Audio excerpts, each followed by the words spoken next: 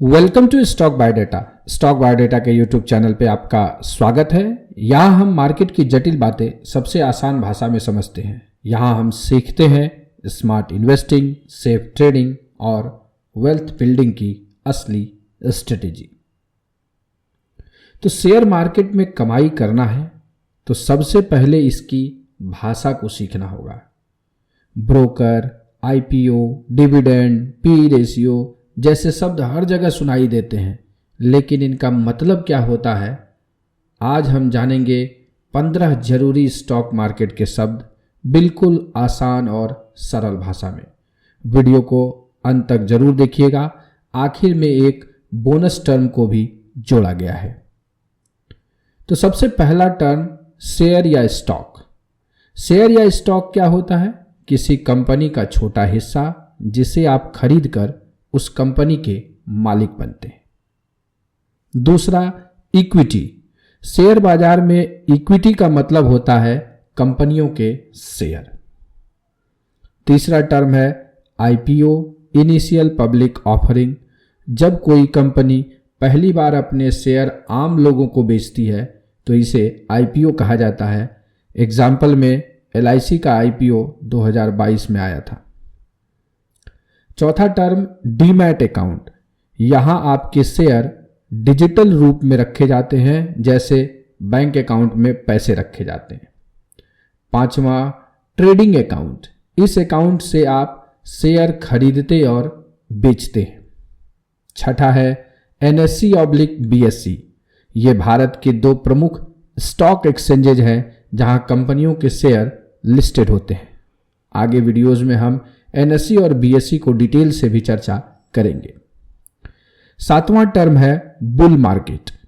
जब शेयर बाजार लगातार ऊपर जाता है तो इस मार्केट को बुल मार्केट कहा जाता है। आठवां टर्म बियर मार्केट। जब बाजार गिर रहा होता है यानी नेगेटिव सेंटीमेंट होता है तो उसे बियर मार्केट कहा जाता है। नौवां है P ratio, price to earning ratio. Share महंगा है या सस्ता, इसका अंदाजा इससे लगाया जाता है। अगर किसी कंपनी का शेयर 100 रुपए का है और उसका EPS जो है 10 है तो उसका प्राइस टू अर्निंग रेशियो 10 रुपए आता है। तो EPS क्या है? अगला टर्म वही है अर्निंग पर शेयर। कंपनी की प्रति शेयर कमाई। जितना ज्यादा EPS उतनी ही बेहतर कंपनी। आगे आता है 11वां वॉल्यूम। किसी दिन में शेयर कितनी बार खरीदे बेचे गए हैं, इससे शेयर में एक्टिविटी का अंदाजा लगता है और उसे वॉल्यूम कहा जाता है। 12वां है डिविडेंड। कंपनी का प्रॉफिट जो वह अपने शेयर होल्डर्स में बांटती है। 13वां है पोर्टफोलियो। आपके पास जो सभी इन्वेस्टमेंट हैं उन्हें मिलाकर आपका पोर्टफोलियो बनता है। और 14वां है मार्केट कैप। कितनी बड़ी कंपनी है उसका कुल मूल्य क्या है, उसे मार्केट कैप कहा जाता है। जैसे TCS मार्केट कैप के अनुसार लार्ज कैप है, वहीं जोमेटो मिड कैप या स्मॉल कैप की श्रेणी में आती है।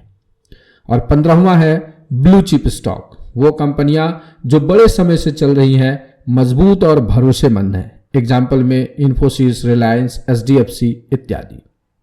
और बोनस में SIP सिस्टमेटिक इन्वेस्टमेंट प्लान। हर महीने छोटी राशि म्यूचुअल फंड में निवेश करने का तरीका, और यह कंपाउंडिंग का सबसे दमदार हथियार होता है। तो आगे के वीडियोस में हम डिटेल से और सारी चीजों पर चर्चा करेंगे।